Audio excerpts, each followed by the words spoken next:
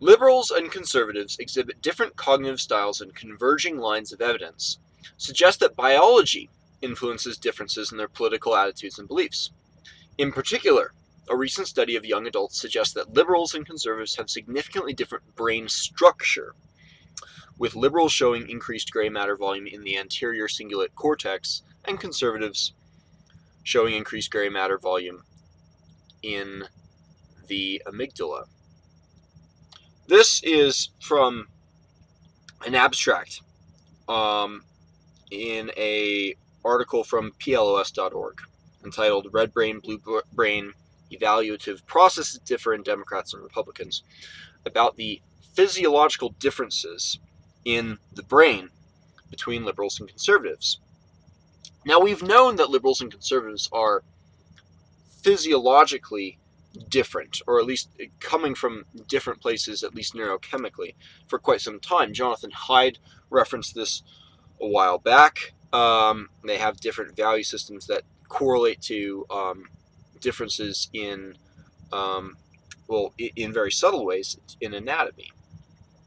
But this is not something that is necessarily set in stone. We know, for example, that the one of the most popular phrases you'll hear in the realm of neuroscience is the term neuroplasticity, how our brain is much more malleable and able to adapt and to change than we used to previously think, particularly at young ages, but in old age too.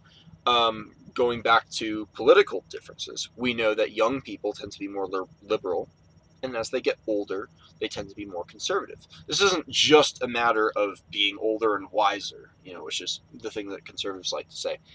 I'm sure there is an element of that, but it's also a matter of older people being more susceptible to financial difficulties, to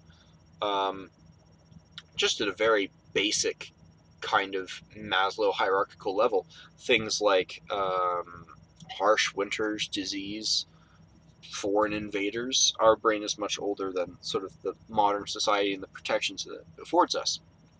So these things impact the way that we think. And curiously enough, one of the most interesting data points I've seen recently was that the one of the groups of people who are the most xenophobic, xenophobic in quotation marks, are women in their first trimester of pregnancy.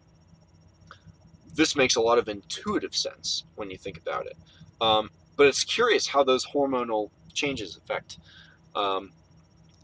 your mind and the way that you think. This is also true of something as basic as posture. We've all seen the TED Talk on power poses, I'm sure. And if you haven't, you ought to go do that right now. But physical fitness is another one as well. It's 25 degrees here in Beaver, Utah. I was outside in basically this for 20-30 minutes walking around doing push-ups. I hit my 5 pounds short of my target weight. Goal is 185. Well, I'm at 6 pounds. I'm 179 right now, which is good. Just up from the 165 I was at a month ago. And why is this important? I'm not saying this just to brag. I'm saying this as an example. Why should you care about your fitness, Chris? Why be so vain? Why go torture yourself in the cold to be fit? Well, it matters because it changes the way that you think, and it changes the sorts of society that you will end up with. If you have a lot of really fit people making decisions, the sort of society that they are going to end up with is a society that justifies their own where they're at. It's the way that we think. We want to justify whatever it is that we are in the present moment. If you are not very physically strong, if you're not very socially competent, if you're not very wealthy, then you're going to vote in ways, and your mind is literally your brain is going to adapt to to that state of being, and you're going to make decisions that justify the state of being that you're at that moment. Now, the problem with this is that if you are in a state of poverty and you have a large number of people in this state, and you make decisions and you form a society justifying a state of poverty, the result is going to be more poverty, because it's going to lash out at the people who are near the top. It's going to disincentivize that. And we see this with fitness too, in modern sociology courses and stuff, for example. Strength is seen as almost a bad thing. It's really looked down upon. It's looked down upon as something that's sort of overcompensating for whatever it is. But it really is important, not just for your health and for being able to lift heavy things, and it does look better. But also it changes the way that you think I would say in a positive way. It makes people who are healthy are less depressed. People who are fit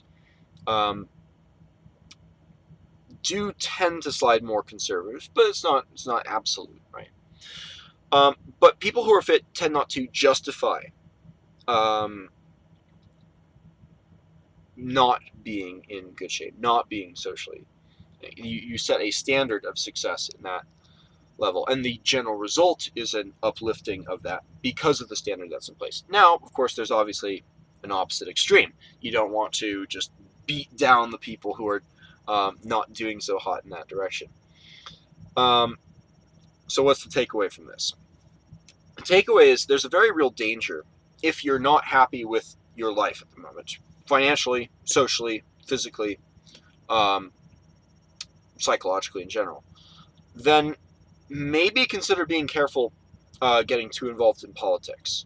A lot of the really, to borrow their own phrase, problematic ideas come from people who are themselves in a very problematic state of mind. And these ideas justify their own sort of pathologies in a way that's really unhealthy for society. If you are in your late teens, early 20s, still trying to figure out life, trying to figure out where you want to be and get there, it might be better to put aside a lot of the political bullshit. It's fun. It's great fun to debate and to explore the ideas and all that. It's good to get involved, but not to take it too seriously until you get your life in order and then get involved in politics. Or else you might set up a society or assist others in setting up a society that attacks and doesn't reward the type of person that you really want to be, while uplifting and encouraging the sort of person that you're not happy being in the moment. Take care of your body, take care of your mind, the politics will follow from there.